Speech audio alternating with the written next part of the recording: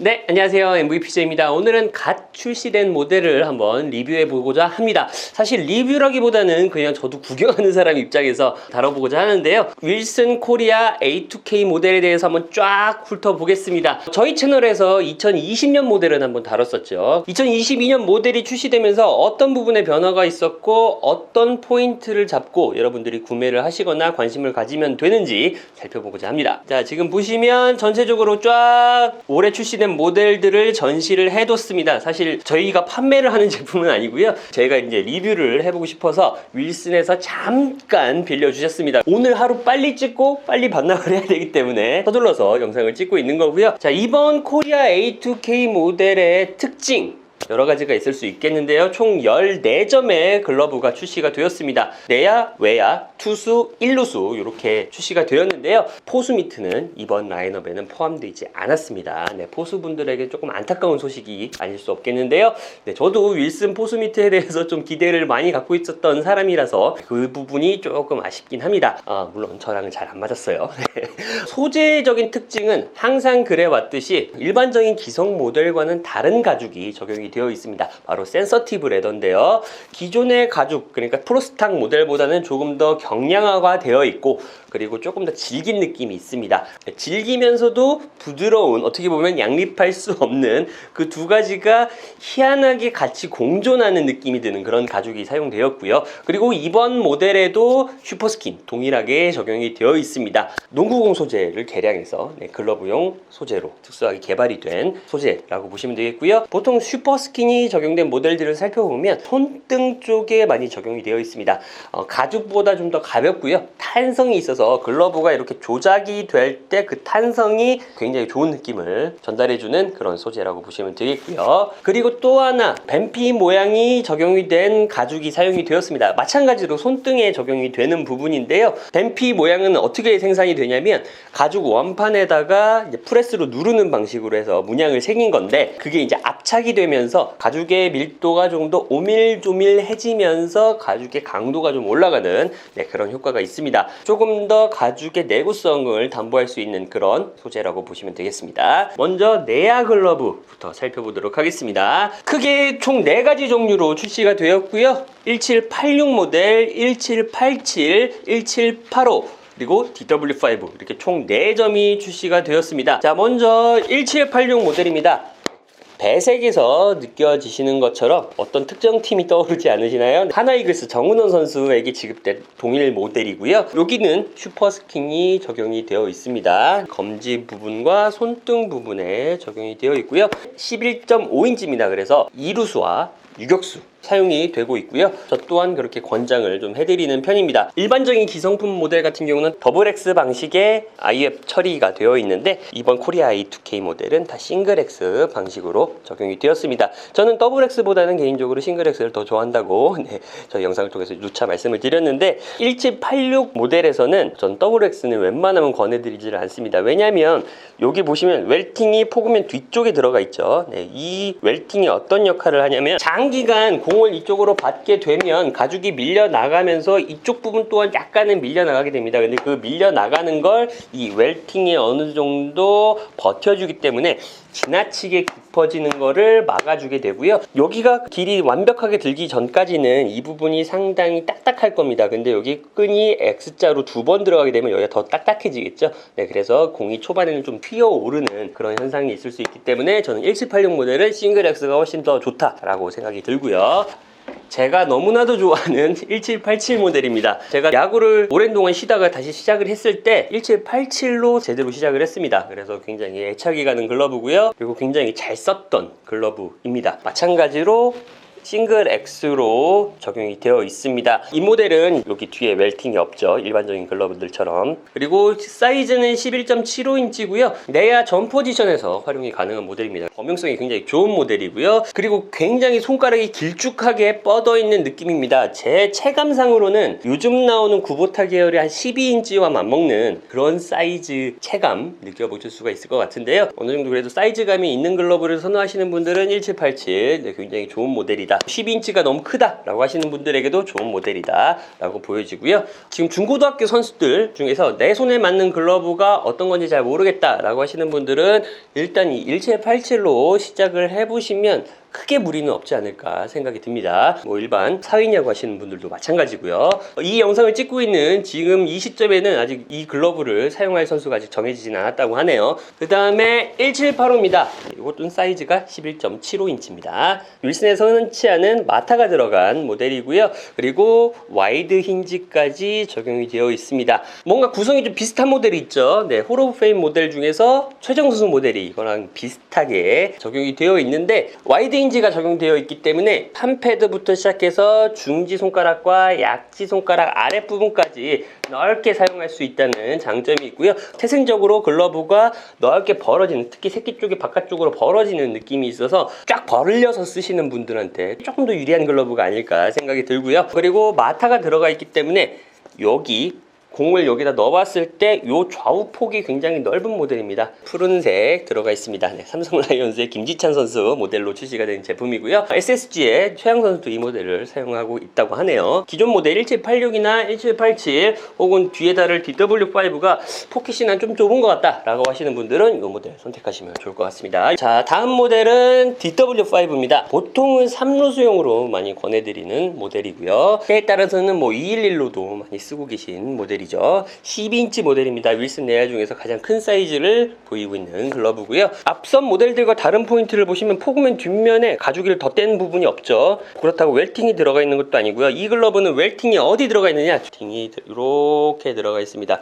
이 글러브 같은 경우는 여기서부터 여기 거리가 상당히 짧은 편에 속하는 글러브입니다. 여기 웹 아래 부분에서부터 여기까지 거리가 굉장히 짧은 편에 속하는 글러브인데 3루용으로 제가 권해드린다는 이유가 뭐냐면 이쪽으로 공이 많이 박힐 겁니다. 웹 아래쪽으로. 그랬을 때 지금 버텨주고 있는 웰팅이 마찬가지로 뒤로 밀려나가는 것을 많이 막아준다. 형태 변형을 최소화하기 위해 설계된 그런 글러브다 라고 보시면 되겠고요. 백핸드 잡을 때 한 포인트로 잡기 편한 양쪽 사이드로 빠지는 공, 포핸드라든지 백핸드라든지 양쪽 사이드로 빠지는 공을 잡을 때 안정감 있게 포켓에 박힐 수 있는 느낌이 강한 그런 글러브라고 보시면 되겠고요. 다른 모델들에 비해서 바닥이나 포켓은 좁은 편에 속하는 글러브입니다. 강습타구 쪽에 좀 특화되어 있는 글러브가 아닐까 생각이 들고요. 배색에서 느껴지는 팀이 또 있죠. 네, 한화 이글스의 노시환 선수 모델로 출시가 된 글러브입니다. 자, 이어서 투수 글러브 보여드리도록 하겠습니다. 총 5종이 출시가 되었는데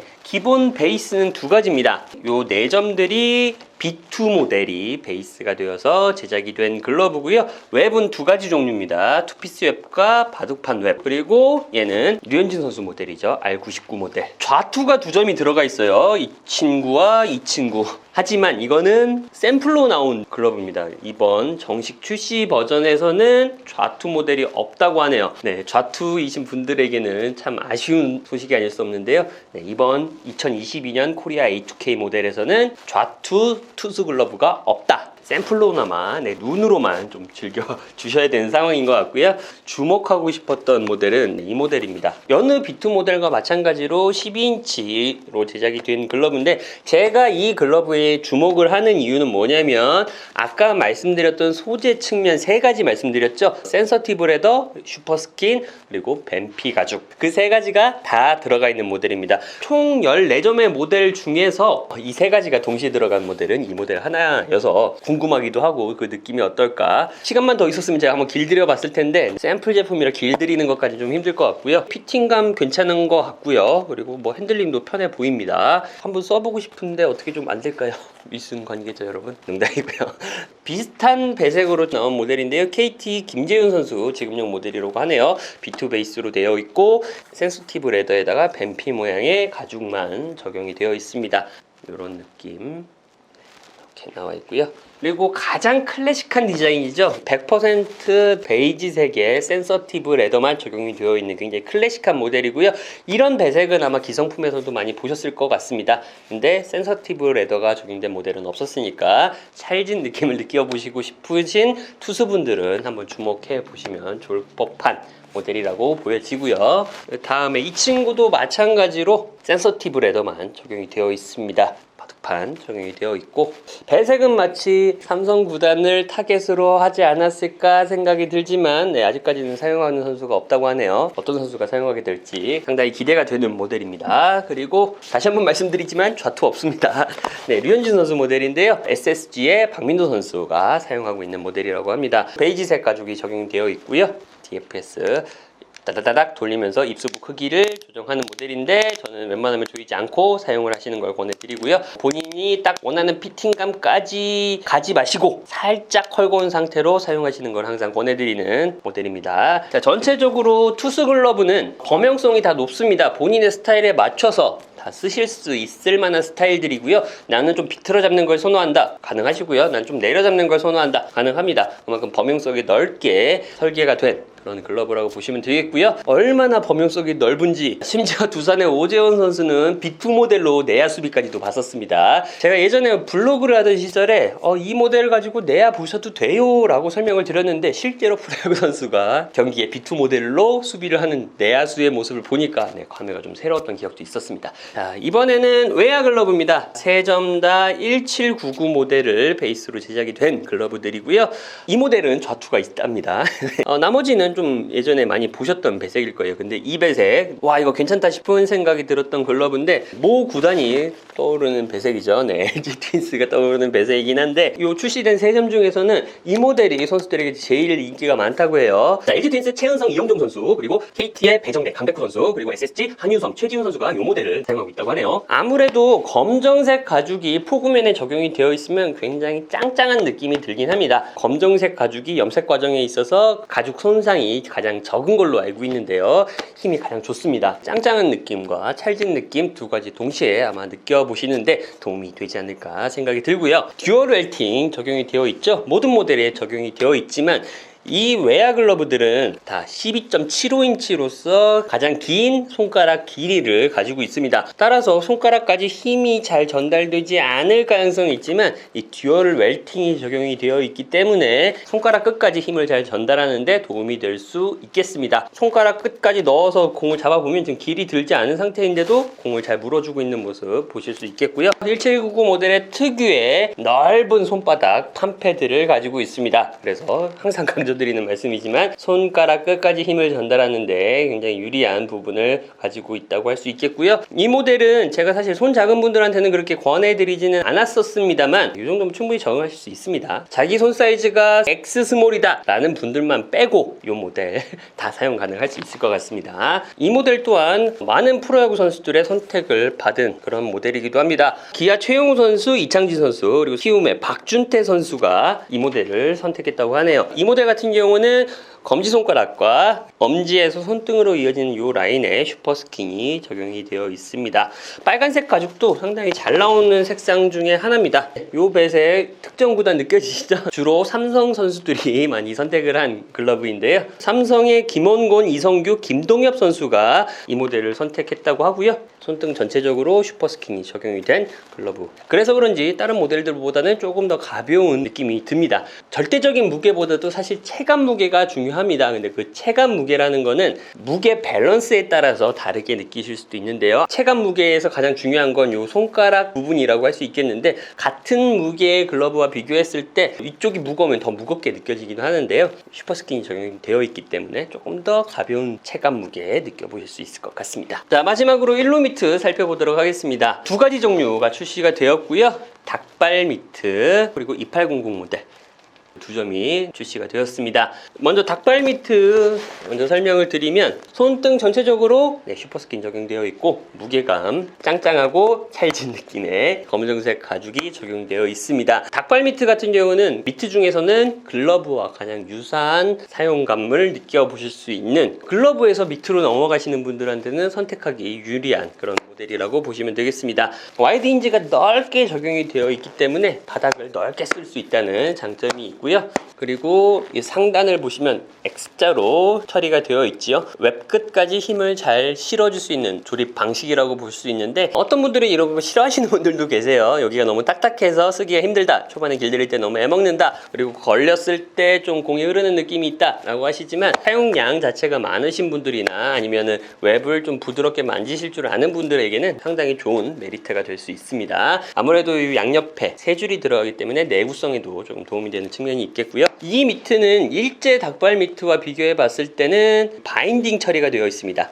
이 포그면 안쪽이 바인딩 처리가 되어 있고요. 일제 닭발 미트 같은 경우는 여기가 바인딩 처리가 아니라 웰팅 처리가 되어 있는 경우가 많죠. 웰팅보다는 조금 더 부드러운 느낌이 드는 지점이라고 보시면 되겠고요. 전체적으로 가볍습니다. 웨어 글러브보다 더 가벼운 느낌이 드는 일루 미트라고 보시면 되겠고요. 자, 2800 모델입니다.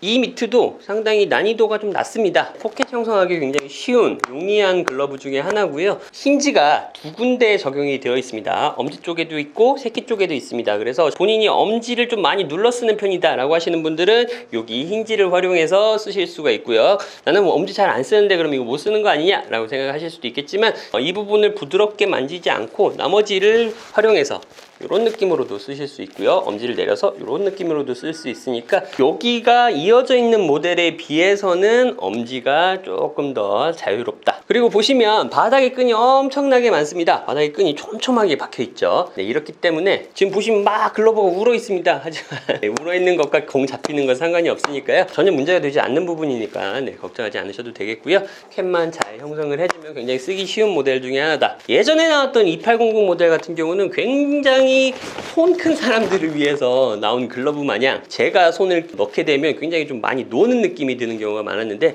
이거는 피팅감도 괜찮고요. 손 작으신 분들 쉽게 접근하실 수 있을 만한 모델이라고 보여집니다. 마찬가지로 검정색 포그면 적용되어 있고, 손등에는 전체적으로 뱀핀 문양의 가죽이 적용이 되어 있습니다.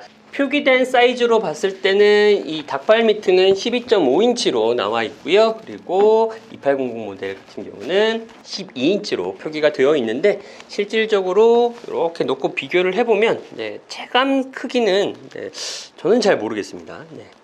0.5인치 차이가 나긴 하는데, 실제적인 사이즈는 큰 차이가 느껴지나요?